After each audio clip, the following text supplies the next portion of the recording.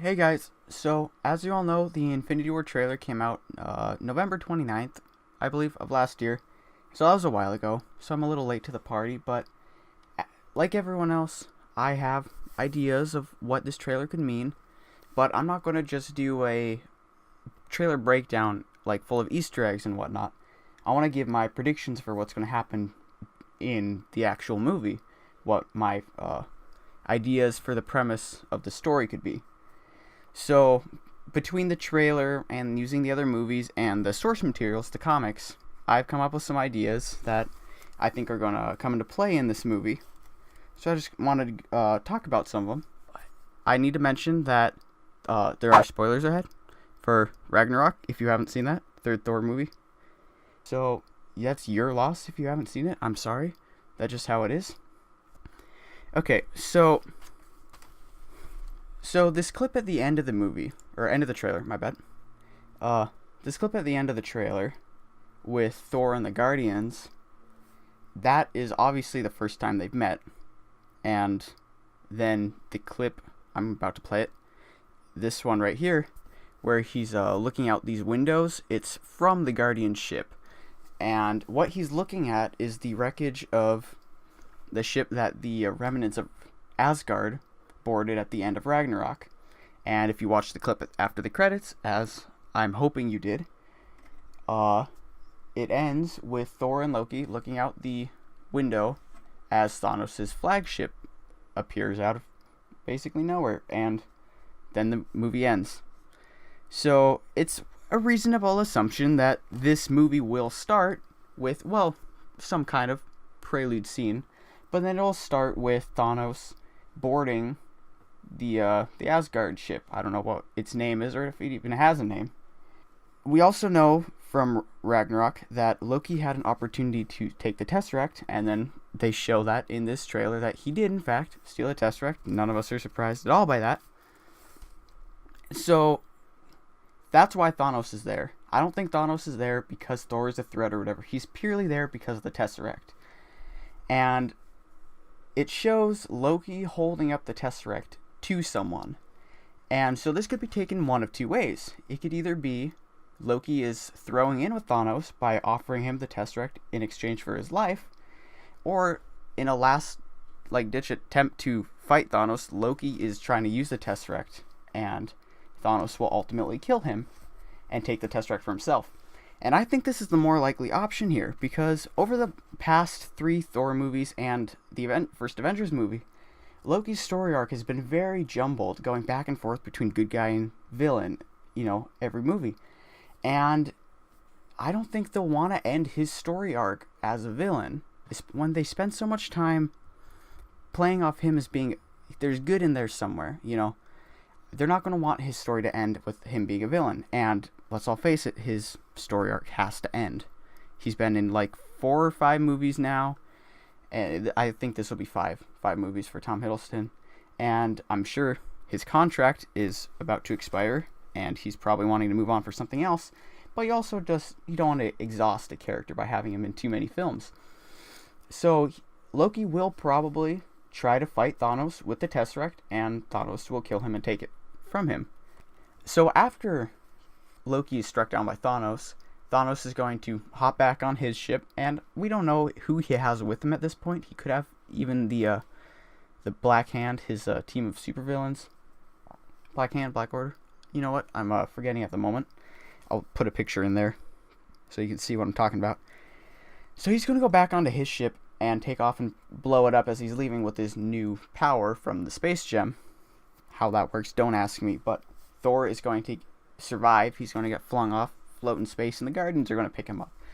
And when the Guardians do pick him up, he's obviously very shaken. He's just been through something. He looks like a mess, and then he's looking out the windows at wreckage.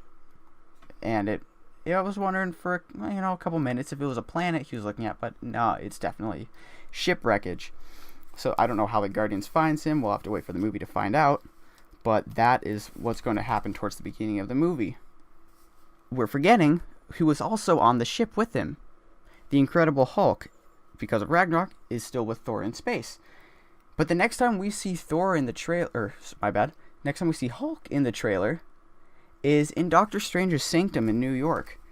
And it's funny that this happens this way, because in Infinity War issue 1, back in the day, I'll throw up the panel right here so you can see, something very similar to this happens. The first couple of pages, within the first couple of pages of Infinity War issue 1, we see Silver Surfer fly through Doctor Strange's ceiling, and then Doctor Strange and Wong go and look, and there's the holes through all the floors and ceiling, much like in the Infinity War trailer itself.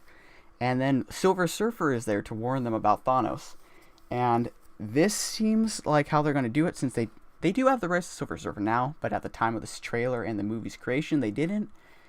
They're going to have Hulk be the messenger that Thanos is coming. Thor's going to be off with the Guardians doing who knows what. Maybe talking to the Collector, trying to get the ether. He has the reality gem. So, yeah, Hulk is going to be the messenger telling the Earth heroes that Thanos is coming.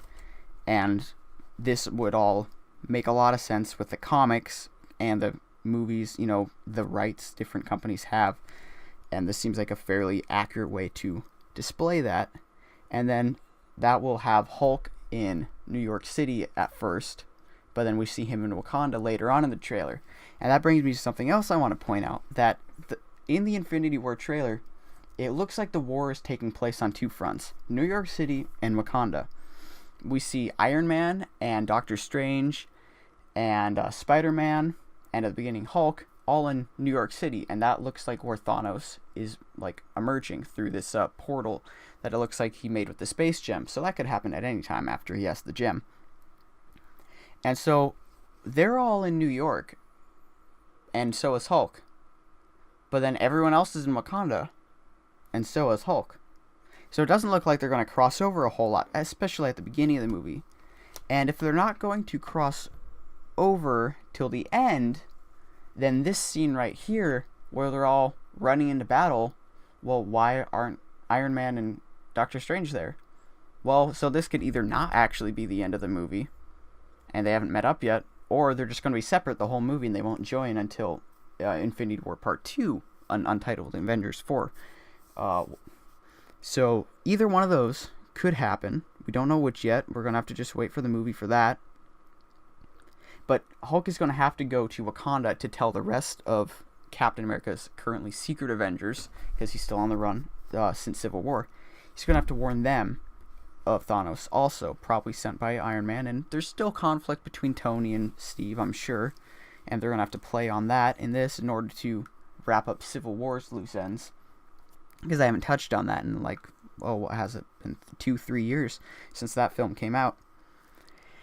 And so Hulk is Mark Ruffalo, or Bruce Banner, my bad.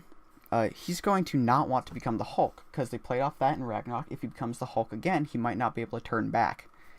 My theory is that he will be inside of the Hulkbuster armor. Because how this trailer makes it look is the Hulkbuster armor is broken, but it's in Wakanda, and we see Bruce standing next to it, and he's the only one besides Tony who could fix it, besides the Wakandan tech, which we don't know much about until the Black Panther movie drops next month.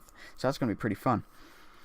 But my theory is that Bruce is going to fix the Hulkbuster suit, and in an effort to not turn into the Hulk, he will be operating the suit, and that's why Hulkbuster can be in Wakanda and Iron Man can be in New York City at the same time. And that would be pretty cool. And then we're obviously going to get an awesome scene of him turning into the Hulk and busting out of the suit. And just going to be freaking epic. And I can't wait to see that. But it's going to hurt to see that awesome suit get destroyed. Speaking of suits, can we take a minute to appreciate Spider-Man's new suit? Oh my goodness. So in this clip right here, it looks like Thor could potentially be forging his new weapon, because Mjolnir was destroyed in the last one. I don't think we're necessarily going to see it again, at least in this iteration of Thor. Maybe when someone else takes his place down the road, Mjolnir will come back and, it'll be like old times. But I think that this is him forging a new weapon. We don't know what else it could be that he's doing at this point in time. Any number of things, because let's be honest, we really don't know what's going to go down in this movie. These are just predictions for small segments of the movie, that when you get enough of those small segments lined up together, you get a general idea of what's going to happen. So Thor, I'm thinking is making his new weapon here, which, thanks to toys, which spoil everything for movies nowadays. How did we let this happen? I do not know. But this Funko Pop vinyl that leaked a picture the other day of Thor holding a new weapon, and it doesn't really look like an axe, it doesn't look like a hammer, it looks like, a combination, kind of a pick of sorts, but it almost looks more like Thunderstrike's hammer, if you remember that one from the comics back in the 90s. It doesn't really look like Thor's axe or any other named weapon I can think of. So that could be really interesting. I'm excited to see that. And something you may have noticed in this trailer is that stuck out to you if you're a big fan of Hawkeye's like myself. He wasn't in this trailer. And that's kind of weird because almost everyone else is. But the thing is, they have already confirmed that he will be playing Ronin in this movie. And Ronin is a character in the comics that Hawkeye's family's killed, and he kind of goes a little bit crazy and becomes Ronin, gets this awesome new suit, and yeah. Does that sound like something that could happen in this movie?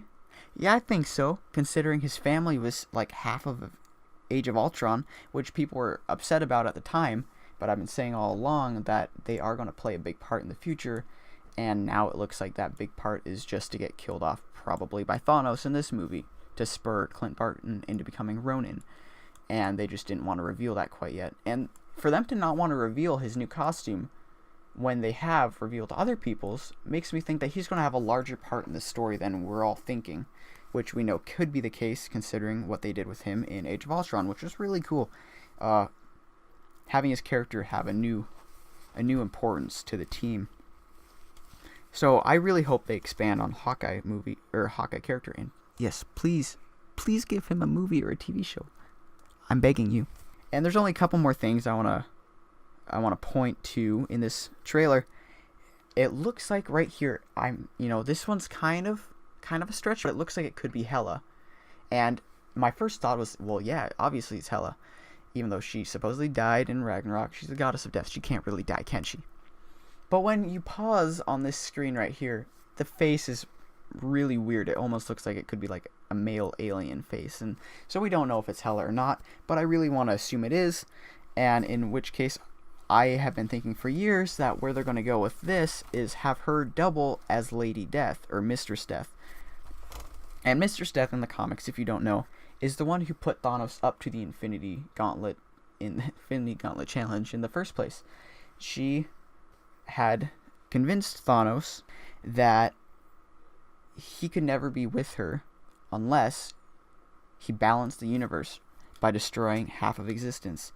Now, what she meant by this was that at this time, more people are living than had ever died, and I don't know about the math of that, if that is remotely accurate or not. I haven't given it too much thought, to be honest, but in her eyes, it needed to be balanced by eliminating half of life in the universe. And so Thanos does just that. But he has his own angle. He convinces her that he can't do that without the Infinity Gauntlet and all the gems. So she helps him acquire those gems in a book called The Thanos Quest, which is going to be combined with this movie because they have confirmed that this film, this first part of Infinity War, will be Thanos collecting the 6 gems. And so they're going to combine all these stories together. But I think since they already had the Goddess of Death in the last movie, the most recent Marvel movie, they're going to have her double as Lady Death, and they could do some cool stuff with that instead of pulling another character out of the woodworks, which would, kind of mess up the pacing, pulling out all these random characters that they haven't built. But she was a pretty well-built character in Ragnarok. And so my final prediction for this film is its ending is going to end with virtually everyone dying. And this is a kind of controversial prediction. A lot of people think this is going to happen, a lot of people don't. And if in Infinity War issue 3 or 4, forgive me if I'm getting the issue number wrong, everyone dies. That's how it ends. Thanos wins, everyone dies. And later on, Wolverine regenerates from a drop of blood and steals the gauntlet from Thanos when he's not expecting it, uses the time gem to bring people back. Bada bing, bada boom, they defeat Thanos. That can't happen here. Even though they do have the rights to Wolverine now, I don't think they're going to do that, because they'd have to mess up everything in the third Avengers in order to put Wolverine in the fourth and have him save the day. That would be weird. That's not what they've been building towards for the last 10 years. So I don't think they're going to do that, even if they could. But I do believe that this movie is going to end with virtually everyone dying, and it's going to be very grim and very dark and very depressing, which I think it will be a good change of pace for the Marvel movies. This movie looks like it's going to be just a very kind of like hopeless race to stop Thanos before he gets one more gem and one more gem, and just the whole movie they're going to be defeated and just pushed back over and over again, and then at the end Thanos will have all of the gems. And what happens in the next one, we're going to have to just wait for a trailer to drop for that one, so I can make my predictions for that too. But alright, thank you for putting up with this video, and these are just my ramblings and predictions. Not some of them are, yeah, they're founded in the fact of the source material, but that's about it. They can go either way. I'm not too set on them. These predictions could be entirely wrong and the movie could still be good, unlike The Last Jedi, who just disregarded every prediction any logical person had and made a trash movie, which, you know, maybe we'll review sometime here on Trash Gaming. But okay, until next time, thank you for listening, and see you guys.